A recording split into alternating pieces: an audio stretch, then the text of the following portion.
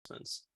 What we'll do is we will start the presentation now, and then I will take some minutes at the end for the administrative announcements to try to save some time. And if we don't get to the administrative announcements at the end of the session, if you wait for the beginning of the next session, I will start then. So I'd like to welcome you all, Brian Morales for the U.S. Department of State. I'm going to turn it over to our co-chairs to just get started for Subworking Group 2.1 on data collection, analysis, and trends, including early warning. Dr. Charles Parry and Dr. Benoit Archambault to get us started today. And again, I will give the administrative announcements either at the end of the session or at the top of the next hour to save some time. Thank you. All right, thanks a lot, Brian. Welcome, everyone. Welcome from Montreal, Canada, and welcome to everyone across around the world. So nice to meet you. I hope you had a great holiday season, that you are relaxing. You had relaxing time and with your family and friends. So now we're ready to jump in with the January meeting. Just as a refresher, that we are at the second last, or this meeting, and the next one would be the session where we continue to share best practices, models, identifying intervention point. As you know, the goal of this session is to start determining potential coalition deliverables, including the adoption of initiative, identifying areas for action to that can become formal commitment during the CND in March. So with that in mind, we will have some two very nice speakers today. We have another group of speakers next meeting in February. And after that, we're going to switch gear to in order to come with some final deliverables. So without further ado, like I mentioned, today we have two speakers. We try to restrain the number of speakers as two, so I'm going to have a little bit more time for a discussion, questions, and things like that. Time that we missed in the last couple of meetings. So hopefully we'll be able to have a great discussion after those two presentation. So let's get started with Professor Charles Parry. So Charles has been the director of the Mental Health, Alcohol, Substance Use, and Tobacco Research Unit in the South African Medical Research Council for the past 22 years. He is a clinical and research psychologist and an extraordinary professor in the Department of Psychiatry at Stellenbosch University, and hopefully I did it right. So Stellenbosch University. He obtained his PhD from the University of Virginia in USA and undertook postdoctoral training in clinical services research at the University of Pittsburgh. He sees himself as a substance abuse epidemiologist and policy analyst. Since 2006, he has been a member of the WHO expert panel on drug dependence and alcohol problems, and is also a member of the WHO Technical Advisory Group on Alcohol and Drug Epidemiology since 2015, and the Scientific Advisory Board to the UN World Drug Report also since 2015. So without further ado, Professor Parry, the floor is yours. Thanks very much. And I'm speaking to you from Cape Town, South Africa. I hope you can see the screen, my full screen, Benoit. We can see the screen. Please go ahead. Thank you. Okay, so I did present this in December to the work group 2.2. So if you've heard it before, I apologize, but I think it won't do any harm to hear it again. Otherwise, you can come back in about 10 minutes. So I'm going to be talking about, the title is Building, Sustaining and Growing Drug Epidemiology Networks in Africa, a 25-year perspective with particular emphasis on two networks, which you're going to hear about shortly. Okay, just moving my mouse there. Let's see if that works. No, that doesn't work. Okay, I'm not sure. Let me try that. Sorry, okay, there we go. Great. So the birthing of Sekendo, you're going to hear a bit about that. It all started when I was invited to an international meeting of the International Epidemiology Work Group on Drug Use in Vienna in May 1995. And at that meeting, which I didn't know was really going to lead to a major area of work for me over many decades, I presented on drug abuse in South Africa, And it exposed me to other drug epidemiology networks and their values, networks in Canada and in Europe, in the States, and in Asia. And it connected me with key players working in this area. And it exposed me to methodological components of epidemiology networks. And it led to a consultation where I was involved in reviewing an international drug abuse assessment system, which later led to the annual reports questionnaire, which many of you may have to fill in annually. And then we also had, over many years, meetings that I was invited to in the United States, the US Community Epidemiology Work Group. So that background is important because I got exposure to how these networks worked, and I realized their value, and I got to meet people, and we formed a community, and we shared information. So that's the story I want to talk about today in the next 10 minutes. And after that meeting, I felt compelled to create what was called the South African Community Epidemiology Network on Drug Use, SWG, which I'm going to talk about briefly. So the objectives of SWG, there are 6 of them there, you can see on the left-hand side, was to identify changes in the nature, extent of alcohol and other drug use and emerging problems, so a surveillance part. It's also looking at changes in the negative consequences associated with drug and alcohol use. It's had a purpose to inform policy, planning, advocacy. A strong part of it was developing networks of local role players who could give input and discuss the meaning of the data and what should be done with it. It also stimulated research that couldn't be answered in those network meetings, but we felt further research is needed to answer certain questions which came out of our meetings.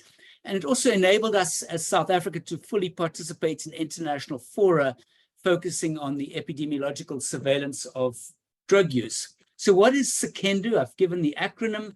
Basically, it's an alcohol and other drug sentinel surveillance system, which is operational in all 9 provinces in South Africa. And it's been continuing since July of 1996. So it's been beneficial, and that's why it's survived over such a long period of time when other networks perhaps haven't. Let me give you a snapshot of how it works on a 6-monthly basis. We collect data from various sources, for example, in the first half of the year, and then we collate it. And then in the second half of the year, we do the same. So particularly, we get data from drug treatment centers around the country, over 100.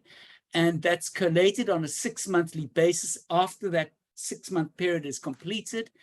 And then it gets collated and captured, cleaned, analyzed, and put into PowerPoint presentations, which are presented at biannual meetings that take place in April and October, which report on the previous 6 months' data.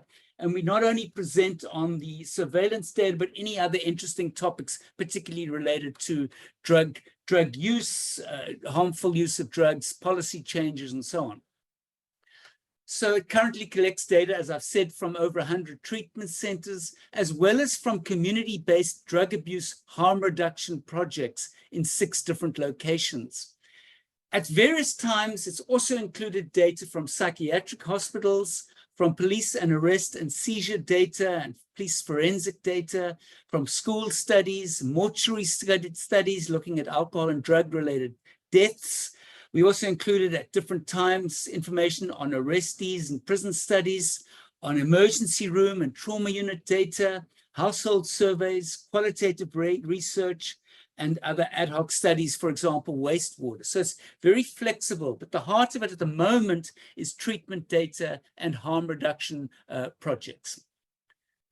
The key features which have supported us in running this network over 27 years, I think this is just my assessment, is we've had stable leadership within a stable institution which has been running the project.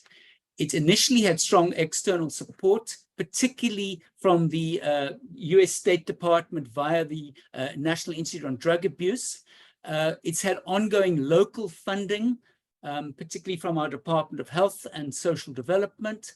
We have our 6 monthly meetings, which keep us sort of, what I'm going to say, honest. It keeps the whole project going. And forms a time period in which the data has to be collected and presented. So that short time period of data collection, I think, has been quite useful, and having meetings where we discuss the data keeps all the people invested in supplying the data.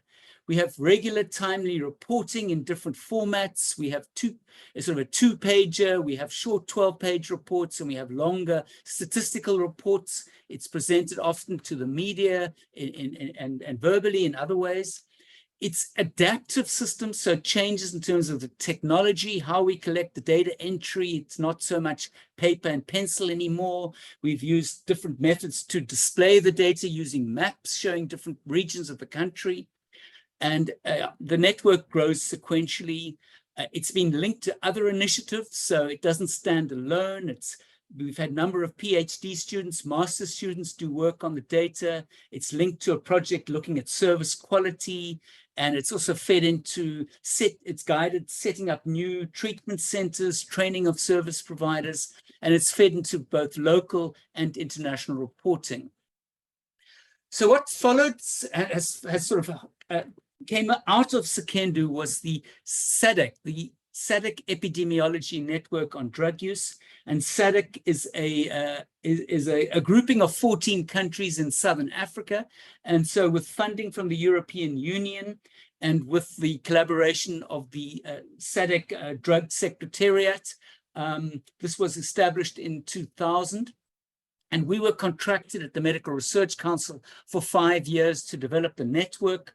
On the right-hand side, you'll see the map of Southern Africa, and the 14 countries are listed by number, and the numbers indicate when they were rolled out. So we first started in South Africa and then went to the 2 beautiful islands of Mauritius and Seychelles, and then we got to more complicated countries after that.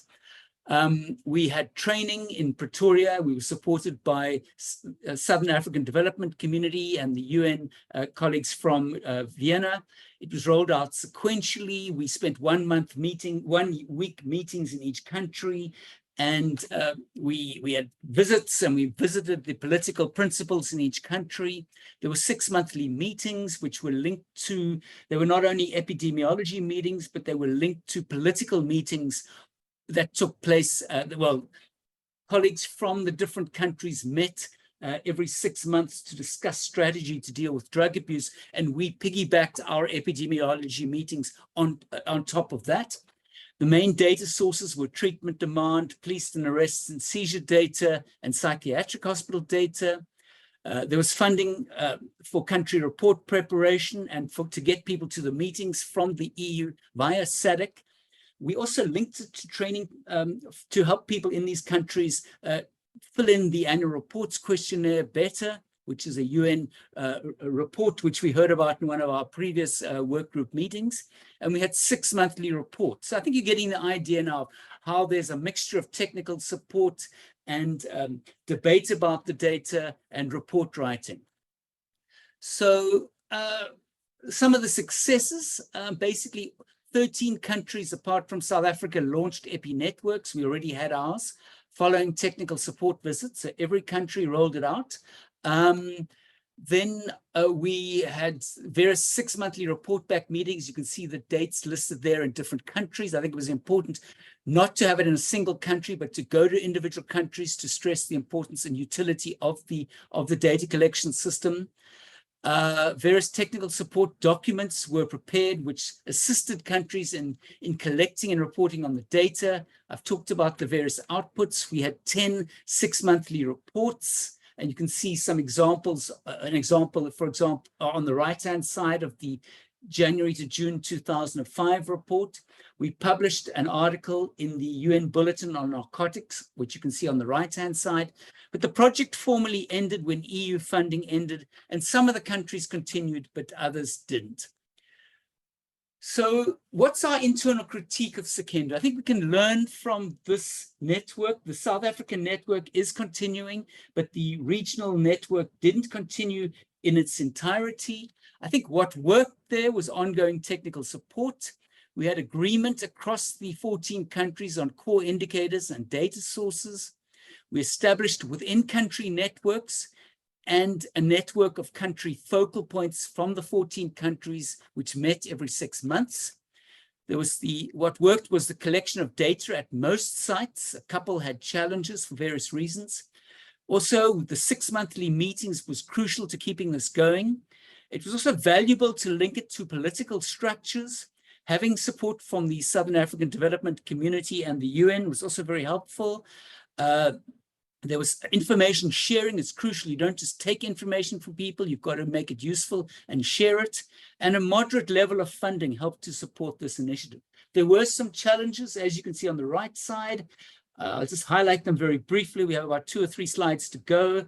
Where there was language differences. It's quite costly to have interpreters. There were sometimes communication challenges. I think things have improved now over since the 20 years since we first established this.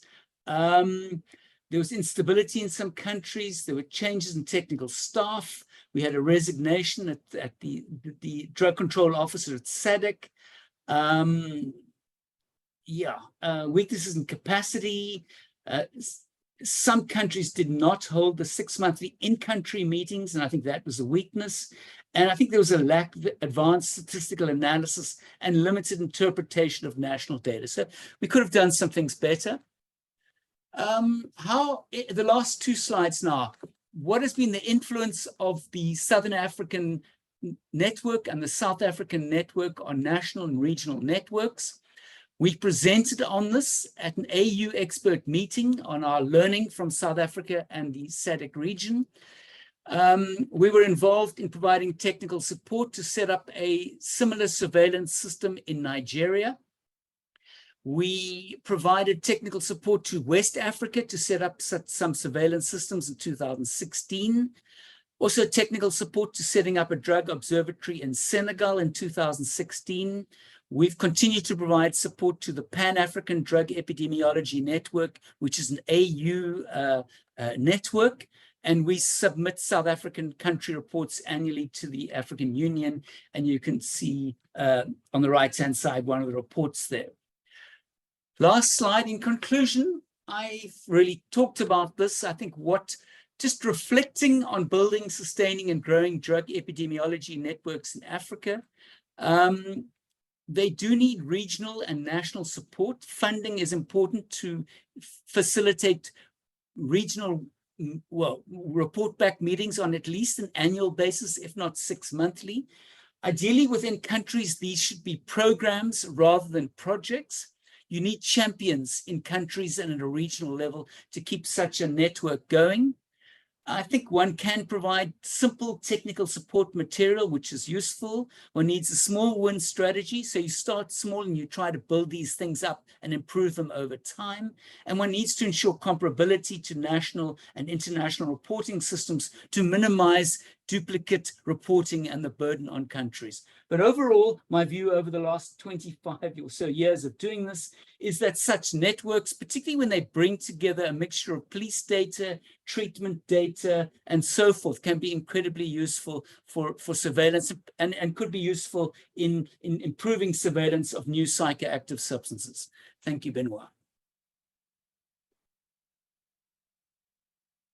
Thanks a lot, Charles. Very nice presentation again. Thank you so much. So what we will do, because it's already 10:25, we could hold the question for later on. So after Francesca's presentation, and combine the question session with both presenters, if everyone is okay with that. So please take note of your question for Professor Parry. Keep it in mind on a piece of paper, and we're going to come back after Francesca's presentation for a question session with the 2 speakers. So if it's okay with you, let's jump right away with the second speakers for today, for meeting today. So Francesca Massanello serves as the Drug Monitoring Platform Coordinator within the Data Analytics and Statistics section of the UNODC Research and Trends Analysis branch in Vienna, focusing on the collection, analysis, and dissemination of information on drug trafficking trends. Francesca has been working with UNODC since 2012 and has over 17 years of experience working within the UN system and with other international organizations, including Afghanistan and Kosovo. So without further ado, Francesca, the floor is yours. Thanks very much, Benoit. Can you hear me okay? Yeah, I can hear you well. I'm just going to share my screen. Okay, can you see the presentation? Yep, it's all there. Thanks. Fantastic. Thank you for this opportunity. It's a pleasure to be here with all of you. As Benoit mentioned, I work in UNODC based in our Vienna office, and I'm here to talk to you a little bit about the Drugs Monitoring Platform and how it can be a tool that can be used by, I think, many in this audience here today. So what is the DMP? So the DMP is basically an online geocoded system. We actually have quite a number of seizures that are available to us. The number that you see here is 630,000. Actually, our numbers have soared. As of today, we actually have 650,000 events in the system, and all of the seizures relate to individual seizure events. So that means each and every case that is available to UNODC. And basically, we use the system to not only visualize the information, but to disseminate that information to users and the international community at large. We basically use it to monitor drug trafficking trends. So basically, it gives us an opportunity to try and collect that essential evidence to inform decision-making at the country level, and to understand what is the changes that are happening in drug markets, what kind of threats are we seeing. So we can take a look at basically drug trafficking routes, what are the modus operandi, and so on and so forth. So we basically call this a common system. And the reason for that is it's not just about the data that UNODC collects, but it's also the data that's collected as part of our mandated data collections from UN member states, data that we get from partners, and so on. And it's a closed environment for the most part. So we make sure that we have secure data sharing within the system. And basically our target audience is the member states, right? The UN member states. So traditionally law enforcement and analysts. It can also include representatives in ministries of foreign affairs and so on. You're going faster than me. So basically some of the advantages of the system is, you know, the versatility, as I said, to monitor the threats and evolving changes. We basically have what we call near real-time or real-time data. So for us, that means data that's less than 6 months old. It's a multi-source data set. So as I was saying, the data stems from official reporting that is part of the obligations that we have under the Drug Control Convention. We also make use of open data to basically fill in the gaps, so to speak, where we have an absence of data in certain regions or for certain drugs. And we also receive data from other cooperating partners. So basically partners that specifically share data with the system so that we can enrich the system overall. And what's particularly nice about the system is its universality. So what I mean by that is that we don't just look at one drug. We have the versatility to look at different drugs. We can look at regional pictures. We can look at global pictures and so on. We also say that it's a flexible data collection and visualization. And what I mean by that, and I'll show you in a couple of slides, is that when you log into the system, basically what you see on the screen in the analytical dashboard, so on a given page, is basically you can do a filtered search based on your own search criteria, whether it be a country, a drug, you know, seizure weights, specific time period, so on and so forth. So you can really generate that picture on your own, independent of us, at any point in time when you need. And what I basically wanted to mention to you, I mentioned we have these analytical dashboards. So you see a couple of screenshots here on the right. I'll show you a little bit more in detail in a few slides. We also produce what we like to call short agile briefs related to this data, where we basically, you know, do an analysis through the lens of individual drug seizures to see what's happening along certain drug trafficking routes or with specific drugs. And it allows us, because we have a moving picture with the DMP, since it's a living system, it allows us to say, okay, if we take stock today, this is what we're seeing related to these issues, related to, let's say, traffickers, related to meth, related to heroin, so on and so forth. And as I said, it's a living system. So what that means is you basically have data that's continuously feeding into the system on a daily basis. So, you have this evolving picture. It's not static and set in one point in time. So here I just wanted to highlight an example of a piece that we did related to what's happening around heroin and meth. This speaks a little bit more about what's happening related to heroin and meth in the regions surrounding Afghanistan, but I think it's also very relevant for this group. And specifically what we can see here is that, even though over this period of time between 2020 and 2022, you can see that, heroin trafficking has continued. When you analyze the seizure data, you can see that there's a huge spike related to meth. So, again, this is where the system can allow you to draw and form this kind of analysis for your own responses on the ground. And this is another scenario. So these are some maps that we put together related to Ukraine. And the idea was that the system, it doesn't mean that you have to have specifically a footprint on the ground in every single country. Basically, it allows you to continue monitoring what those threats and changes may be, even when you have changes in a political context, such as Ukraine. So here I just wanted to demonstrate on the left, you can see what the presence of seizures were around Ukraine, where you still had, cocaine and heroin seizures taking place in Ukraine. But then when you look on the right and you take a look at some of the data that we pulled for 2022 and 2023, you can see that basically, the cocaine and heroin has been displaced from Ukraine, but you see that there's a much larger presence of synthetic drugs in Ukraine and around Ukraine. So it really helps you to hone that understanding of how has the threat been changing with a changing political context. This is something similar related to meth, again, in the region around Afghanistan. This is looking a little bit further back, 2014 to 18, where there was meth present in the broader region. But then when you juxtapose it against the seizure data for some years later, you can see that there's clearly a huge uptick in the presence of meth, not just in a place like Afghanistan, around Afghanistan, but towards along the Balkan route, leading to Europe, and then also within the Arabian Peninsula. So again, the data in the system is quite rich. It allows you to look at different kinds of searches based on your specific user needs. So here I just wanted to highlight a couple of the dashboards. We don't really have time to do a live demonstration today, but of course, please feel free to reach out at any point should you wish to learn more. So this is an example of one of our analytical dashboards. We have dashboards that include country profiles, trafficker data, routing data, which is probably our most popular.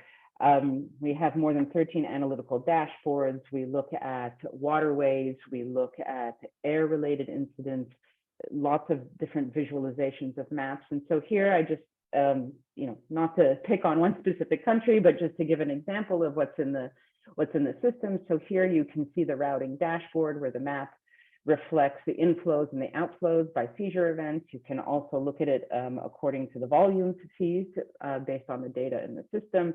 You can look at the distribution of seizures. You can look at, what is the information we have related to departure and origin, destination. You can do an analysis of trends over time.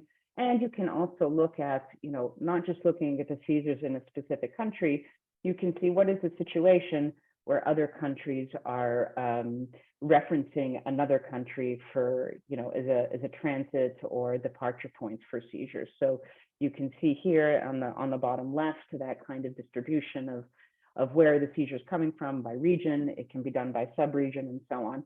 And this is, again, for a little bit deeper insight, what's really nice about the analytical dashboards is it's not just what you see on the screen.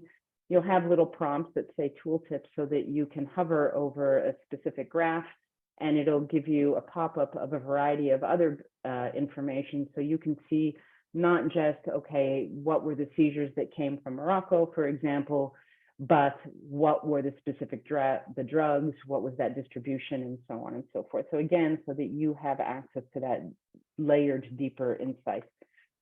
And again, the last couple of slides, this is the traffickers dashboard. There's a lot of information on the screen. Just wanted to illustrate for you, we have information related to sex, to age groups, the number of traffickers, the nationalities, trends over time. And again, it gives you a lot of versatility to see things either at a country specific level or at a regional level. And again, we have that tooltip option available to you where perhaps you hover over, a specific nationality to understand who was arrested, but then it gives you this pop-up window so you understand, okay, for this group, we understand that they're operating in these drug areas. These are the types of transport that they typically use, and these are the kinds of seizure locations that are involved. So I just wanted to make one last point very quickly. So again, a system like this, we really like to talk about the power of data, and I think this is something particularly relevant and useful for this group, that, when you add different layers of information, whether it's labs, whether it's additional information around arrests or those who come into contact with law enforcement, you can really expand the value of what you have on the screen and at your disposal. And I think that's really something advantageous for law enforcement and policymakers. And also extending this kind of information to other commodities, so other types of crime, right? So we also work here in UNODC on wildlife trafficking, firearms trafficking. We've also been looking at tobacco as well. It allows you to see threats in a more multidimensional way. So thank you very much again for this opportunity. If you'd like to register for access to the platform, the registration link is here. If you have any questions and if I can be of any help, please do not hesitate to reach out. And that's all from my side.